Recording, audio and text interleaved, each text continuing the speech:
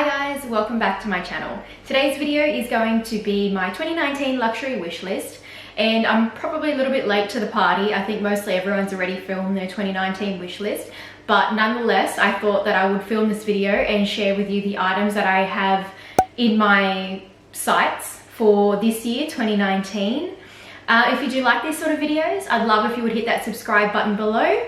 And let's start off with recapping my 2018 luxury wish list. My 2018 wish list, I'm going to include a photo that I had actually posted on my Instagram because I was not doing YouTube back then. The items on my wish list, so we'll start off in the top left corner, was the Givenchy Prue boots, and I did tick them off my wish list. I didn't actually get much use from these in spring summer, like just this year, which was a bit, well, not this year, last year, which was a bit strange because when I first got these boots, I think it was right at the very beginning of the year when it was still really warm and I was wearing them quite a lot. But yeah, this spring summer I didn't get a lot of use from them. I think it was because it was actually really hot and I just didn't want to wear boots at all. But I still love these boots, absolutely. They look great with dresses, they look great with skinny legs, tights, all that sort of stuff. Moving down the wish list, the next item I have below is the Hermes Constance in size 24, and this is it here. As you can see, I did tick this off my wish list last year. I got this early on in the year, I think maybe in May last year, and I'm very happy with this bag. I absolutely love the color. This color is life to me. This and Etoupe are my ultimate holy grail neutral colors. I love this so much. Don't love the leather that much, which I spoke about in my Constance review video, but for the color, absolutely love it. I take it in any leather just because I love this color so much. Down the wish list into the bottom left corner is actually an image of a Kelly 25 in Barenia. Unfortunately, I wasn't able to tick this off my wish list. I absolutely wish I was able to. I did see a Kelly 25 Barenia get listed on Anne's Fabulous Finds sometime last year, and it sold within the hour of it being posted on the website. Like literally it was gone, like even less than an hour. It was so quick. So yeah, unfortunately I wasn't able to tick that off my wish list. However, if I was able to get a Kelly 25 in a Vache Natural or Chamonix, however you say it, like the tan version of box carve, I would feel that that would still be ticking it off my list, because basically I want to get a Kelly, even if it's Kelly 28, in a heritage leather, in a leather that was in the first few leathers that Hermes was producing from the get-go when they first started manufacturing bags. So ideally a Barenia Kelly 25 would be great, but I'd also be happy with, you know, one of the other heritage leathers as well. So yes, we will see. Moving into the middle of the wish list was actually a mini Kelly in black, the vintage one. So that was the Kelly 20. And unfortunately, I also wasn't able to tick this off my wish list. I would still love to get this bag this year or next year, whenever it comes about, because I don't want to pay too much for it because it's a vintage bag and the condition may not be that fabulous. It's also a bit hard to find one in great condition for still a reasonable price. Moving along into the top right corner of the wish list, so I have there a Balenciaga grey jumper. I did tick this off my wish list, however I have since sold it because I didn't find it all that comfortable. I found it very heavy for a jumper. Like, I mean, I guess that means that the quality was good, but I just found it a bit too heavy for my likings. And then moving down into the bottom, not the bottom right, but into the middle right there, is the Gucci Princetown loafers with the fur, and they were in the velvet in a brown. And I did not tick them off my wish list. However, I'm glad that I didn't, because I was, even though I wanted them, like I wanted the Gucci Princetown loafers in fur, I didn't want to get the black because I already have the black ones, like without the fur, but I didn't end up pulling the trigger because something was sort of holding me back. I wasn't 100% sold on them being velvet. I thought, will they kind of be like versatile on like a sunny day that's cold? Like, will they look okay? Because velvet and fur is very winter, like true winter vibes. So I didn't tick that off my wish list. However, we'll continue along, and there is something I did tick off my wish list that was very similar. Now the final item on my 2018 wish list in the bottom right corner is the Balmain t-shirt. So I didn't tick it off in a blue, however I did get a black Balmain t-shirt, and I will insert a picture over here because I don't have it with me at the moment. It's waiting to be washed because I wore it not that long ago. So yes, I did tick off the Balmain t-shirt, and I would still like to get it in the blue, but I'm not really going to add it onto the wish list because it'll be a case of if I can get it on sale for a good price, then I'll buy it in the blue anyway. So yes, that is the 2018 wish list recap. Starting with my 2019 luxury wish list, I'm going to show you the items I was already able to tick off the wish list.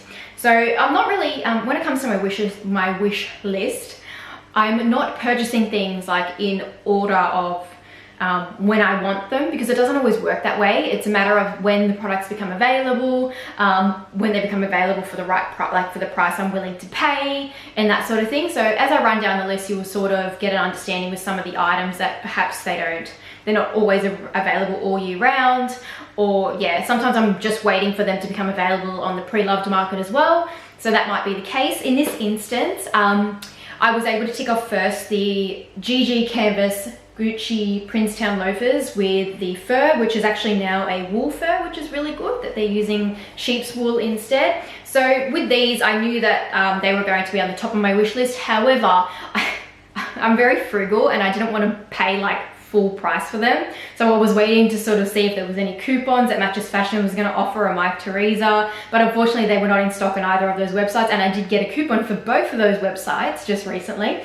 So these actually came from Satire, and they were having a new season sale, and it was like up to 20% off new season items. So I was able to pick these up from that website for a saving of $140 Australian, because they do retail for $1,120 in Australia. So the next item that I ticked off my wish list, I haven't completely ticked it off, to be honest, because on my wish list, I wanted every single option of the Hermes one color Rodeos. So they have it in Blue Zanzibar, Corner Line. So these are all single colors. So Blue Zanzibar, full monocolor, Corner Line, full monocolor, Vert Cypress, full monocolor, and then the So Black, which everyone knows about and is super rare. So I have been able to tick off almost all of the items that I wanted of the Rodeos. So the first one is the Corner Line one, and this is in the MM size. So this is great for my Birkin 30. The next one is the Rodeo in the Blue Zanzibar, and this is in the PM size. So this is great for any of the bags that I have. And the other ones I actually have ticked off, but it hasn't arrived yet. It should be here at the start of this week. I was able to get them from Italy through my regular personal shopper, Elena, and I will leave her details below. But yes, I was able to get the Rodeo MM size in the Vert Cypress and also in the PM size in the Vert Cypress. Moving on to the items that are on my wish list that I have not yet ticked off, and they are in absolutely no particular order. It will be a case of when they become available in the price that I'm willing to pay, or when they become available at the time that I'm ready to pull the trigger on them. So they're pretty much all certain items that I will want to add to my collection at some point. It may not be this year because money doesn't grow on trees, but they are something that I will probably flow onto 2020 if I don't get them this year. So, okay, I'm going to start off with Gucci, which is, I've already covered the Gucci item that I had on my wish list. So the other Gucci item I have is a Gucci t-shirt, and I don't want the vintage logo, like the one that's all about like Gucci gang sort of thing. That I want a more oversized Gucci t-shirt, perhaps the one with the tiger that's got like a Gucci print there. I'm going to include a picture. I feel like that quality is much better. It looks like it's not a linen blend, it looks like it's thicker. So yeah, I think that I'll get that this year when I'm ready to use a My Teresa or Matches Fashion coupon or something. Going to move on to now Dior. Dior, I have a few items on the wish list for them. The first one being the jadior slingbacks in the kitten heel or the flats. I used to have the flats in the velvet, but unfortunately I had to sell them because I bought them in half a size too small, because I do run about half a size big. However, I didn't take into account that my feet tend to swell in spring, summer when it gets really warm, so they weren't comfortable in the half size down. So I need to repurchase those in my true size. Hopefully this year. If I end up with the kitten heels, I still have to go down half a size, but I'm not sure if I want to get the kitten heel. Even though they look nice, I just don't know if I get much use from it. Next Dior item is actually a Dior jumper. So I already own one Dior jumper, but I want to own the one, I think it was perhaps one of the first releases that Dior had. So it's the classic Dior round neck jumper and cashmere with a jadior 8 on the back. If not that one, I just want one that's got like a Dior print at the back. The other Dior item that I have here is a Dior t-shirt in the jadior 8, the white one. It's sort of like a linen blend. I think it's not as thin as the Gucci t-shirt that I didn't like. And I think that is all I have. Yeah, that's about all I have on my Dior wish list. I have some items, well, yeah, a couple items that are in my maybes that I'll say at the end. All right, now moving on to Chanel. So for Chanel, I would like to get a vintage Chanel backpack or a vintage Chanel classic flap. Perhaps in like, for the classic flap, perhaps in like a beige or a pink for the classic flap. Or for the backpack, it'd probably end up being a black or something like that. So yeah, we'll see. It's going to be more a matter of pricing. I'd actually be okay with a classic flap in the suede. I wouldn't mind. That'd actually be really nice because it'd be quite a unique bag for a vintage bag. The other Chanel item is a cardigan. So it'd probably end up being a vintage as well, or maybe 10 years old or something like that. A Chanel cardigan with the CC buttons, and I want it to be sort of like a longer length, not like a duster length, but just longer where it sits beyond the hip. And another Chanel item I have is Chanel ballet flats in the classic beige black or the beige black espadrille. And the only other Chanel item I have is a Chanel jumper. So I'd like to get a Chanel jumper, perhaps the La Pausa one, or some other Chanel jumper that's gonna have its logo on it or something on the front or on the back. Moving along to Louis Vuitton. So I don't really have that much for Louis Vuitton, but probably the same amount as what I have for Dior, I think. The first item is the Louis Vuitton mini pochette. Now, I think I've owned this item a couple times already and I've ended up selling it because it didn't fit enough, but I feel like I want to add it back to my collection, because now I've gotten more used to carrying a little bit less in my catch-all, so I think it would be suitable to add again back to my collection. But the good thing about the Louis Vuitton classic small leather goods is that they tend to hold their value anyway, so even if you buy it, don't love it anymore and you sell it, you end up getting your money back, which is great, so that's good. The other item is a Louis Vuitton round coin purse. So I'd like to get that, but it's really hard to get my hands on because it's never available online. And the other Louis Vuitton item is a Louis Vuitton pochette metis, and I would like to get it in an empreinte. I'm tossing up between black, nude, or the new nude cream combo, so we will see. The final brand that I have on my wish list, and it has the most amount of items on it, is Hermes, of course. So the top tier item that I'd love to get from Hermes, 25 or 28 Cellier in a natural leather. So the Barenia, box calf, the Chamonix, however you say it, I'm probably butchering it, Vache natural, or something like that, I would absolutely love. So the other item that I would be happy with is a Kelly 25 Cellier in a black, a gold, or a navy color, like a deep blue color, in pretty much any leather. The other Hermes item is a fine jewelry item, and I'd like to get the Hermes Farandole pendant necklace. I have been wanting this for quite a while actually, and I think when I do finally pull the trigger, it'll be closer towards perhaps maybe June or something. I think maybe around about June I might finally get this item. Another fine jewelry item is also the Shandong, I think that's how you say it, the Shandong earrings, the mini studs. I would like to get that.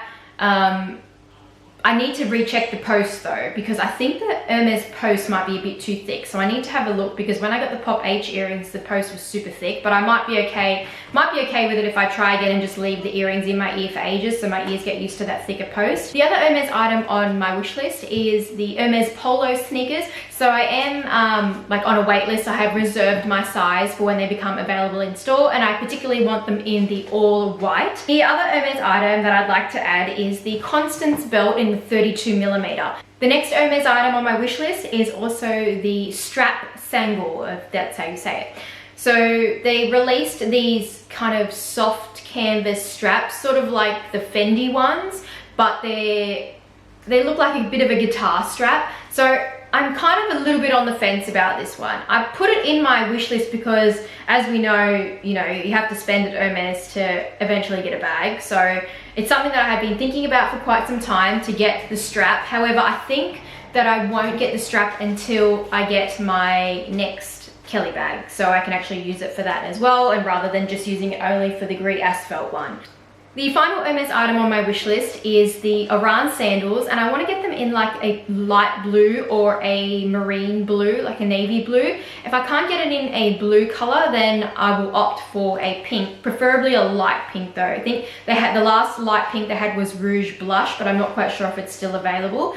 So yes, that's the final item on my firm wish list. Now, the final items on my wish list are maybe items. Like, I'm not 100% sure on them, and the first one being the Diorquake clutch bag. And what's great about this bag is you can actually attach a strap to it and make it a crossbody bag, a shoulder bag as well, which is fantastic. So I do like this. However, I'm more undecided on whether I want to get it in the oblique canvas or get it in a all leather. So I'm thinking perhaps in the Canage black leather. The other maybe item that's on my wish list is in fact the Dior saddlebag. So technically I still own my Dior saddlebag. I did sell it and it's on a payment plan being paid off by the prospectful new owner. The reason I sold it is basically because I got my Birkin 30 and it was more than I had budgeted for because of the price increase. Was a lot more hefty than I expected.